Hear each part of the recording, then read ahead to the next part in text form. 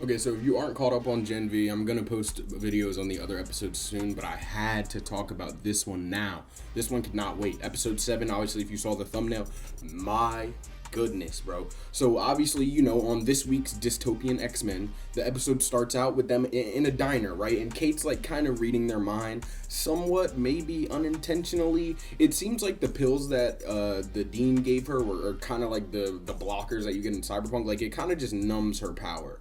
So it seems that maybe with enough control, she can choose to read minds or not. Because at one point, like, everybody in the restaurant, and I think the last episode was like she could hear them, kind of like the dude from Code Geass. And then this episode, it seems like only the gang, like, she was reading their minds. So it seems like she could have been doing it intentionally, just to try to see, like, like, what do they really think of me? And they don't mess with that. So Marie and Jordan, they go outside, get some air, and they have this amazing idea to bring their findings to the head popper. The head popper herself. So, obviously, they don't know who she is, but having seen The Boys, I'm sure many of you, we all know who she is, and we're just screaming at the screen like, man, this couldn't be worse. Right? But not before they go to the dean's office, right? Because the dean is in New York with this meeting. We'll get to that meeting in a second, but they go to the dean's office, and we get a terrorist controlled plane was taken down, and the dean's family was in it. But hold on, we understand the dean wants to take out literally all superheroes, right? She wants to take out all of them.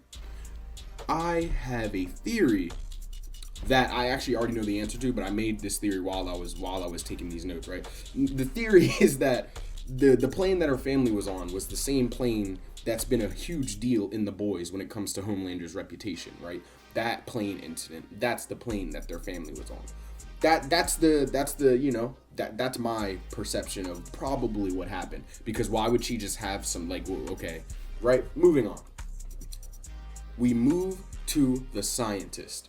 The scientist comes in her office while Marie and Jordan are there. Obviously, not good. They hide, and hilarious scene, he pees in her out. I mean, man, this guy really doesn't like her. Man, he really doesn't like her.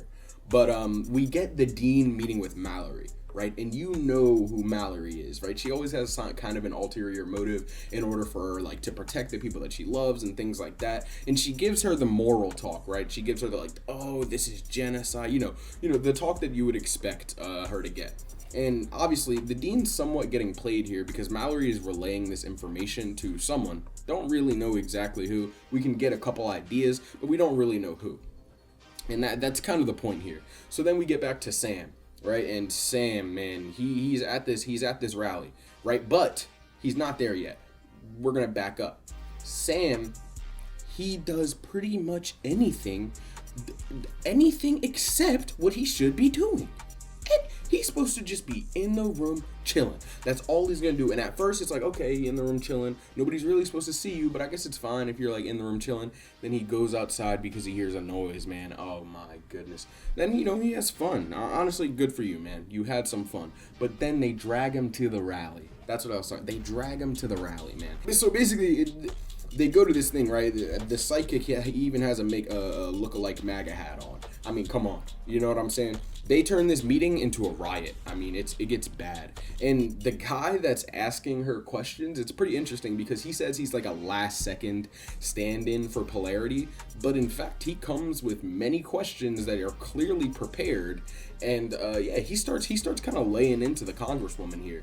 So, I mean, obviously, it seems like this seizure that Polarity had was definitely something that was planned. Like, this doesn't seem like it was just a coincidence, so to speak.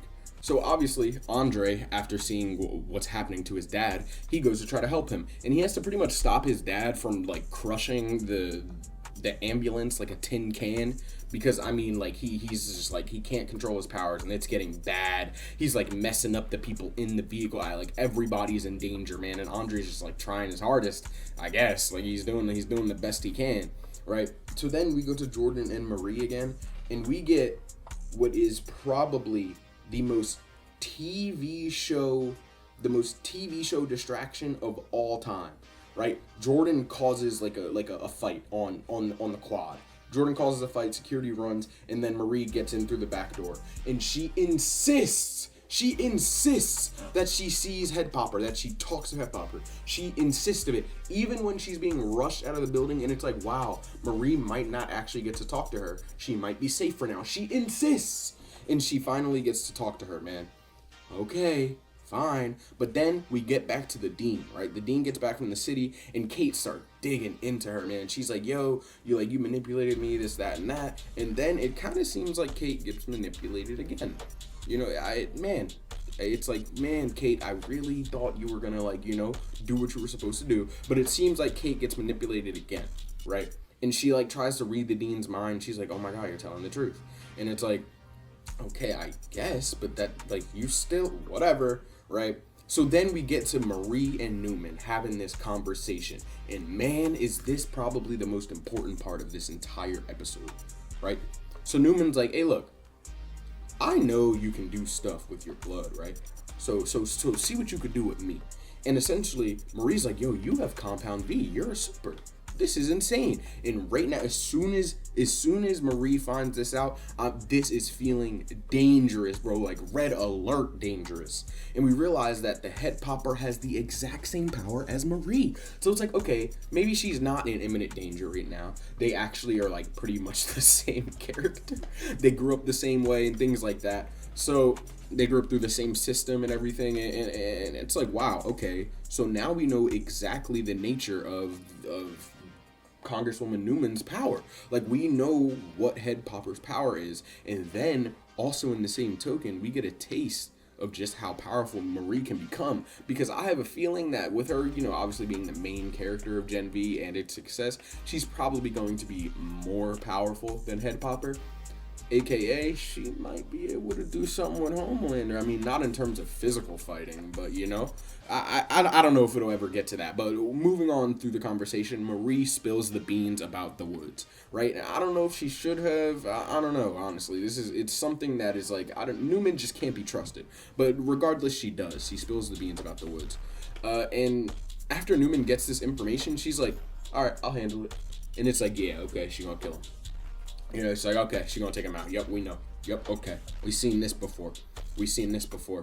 And, Marie's like, what do you mean? And basically she's like, yo, just go back to being a student. This is your only chance at, not going to super jail. So just why don't you do that? And she kind of just, blows her off. We go back to this whole situation with Kate and Dean Shetty. And everybody gets a text. They're like, yo, come to Shetty's house, and Andre Folds to be in the hospital with his dad. And it's like, okay, all right, I guess yeah, your dad's in the hospital, but there's kind of bigger things that matter here, but whatever. So Dean Shetty and Kate, they start beefing. We get in there and it's like, yo, I mean, Kate, I thought you okay. And we see that Kate's been using her powers because her eyes are all bloody. So it's like, yo, maybe Kate is doing the right thing here. They start beefing, and then pretty much the dean spills the beans, man. She spills the beans about the virus. She says the whole purpose of the school is to pretty much probe these students. They really just want to see what makes these superheroes tick. So they're like, we'll bring them all in this place, and then slowly a couple might just go missing every now and then, and we'll make them forget. Things like that. And it's like, yo, this is bad. And then the dean's because she's being forced to tell the truth here. It's like she's got the lasso of truth on her, and the dean's like, yeah, so I wanted to kill all of you. I wanted to genocide. I wanted to literally take out your entire race. I wanted all of the supers to be gone. And they're all just like, oh, there's no way you're serious. Man, and yo, I can see what's happening here. I think that you guys see this too. It's building up to something crazy. Because in this moment, we have Kate tell the dean to take herself out in front of everyone. And all of the heroes there, except for Kate and except for Sam, try to save her. And Kate tells Marie, with her powers, she says, don't try to save her. So Marie can't. Marie's conscious in the fact that she literally can't save her. It's against her will right now because of the mind control power. But she's begging her to allow her to save her. And in this situation, it's like, is Kate going crazy here? Or is Kate right? I mean, this is literally if you had the chance to get rid of the Mustache Man before World War II. You know what I mean? I mean, is Kate really doing something so horrible here? Now, at the same time, she's also not aware that Marie has talked to Newman, but even when she is aware of that, she's like, nah, I can't trust any of them. And once again, we come back to the point where it's like, is Kate crazy? Or is she making a lot of sense? Because she really can't trust Newman. You really can't at all. And we know that. Obviously, the other characters don't. And seemingly, Kate doesn't really either. But her intuition in this aspect is a little bit right. Now, I think we see what this is leading up to, the boys' civil war. Because now we have Kate and Sam, who are on the same side as everybody that started the riot earlier. And then we have obviously the other heroes who are against this. And the other side that may be smaller that Kate and Sam are on, they have Homelander. They have Homelander. And man, the season that comes out might be insane. If that's what happens, if we get a boys' civil war, man, that will be insane. That would be insane. So, honestly, then we move to the scientist, and honestly, I kind of feel bad for the scientist because his only problem has already been dealt with and he doesn't realize it, and then he gives up the only thing that's keeping him alive to someone that could take him out within a millisecond, and she does just that. So now we have an insane soup virus in the hands of the Congresswoman. I mean, man.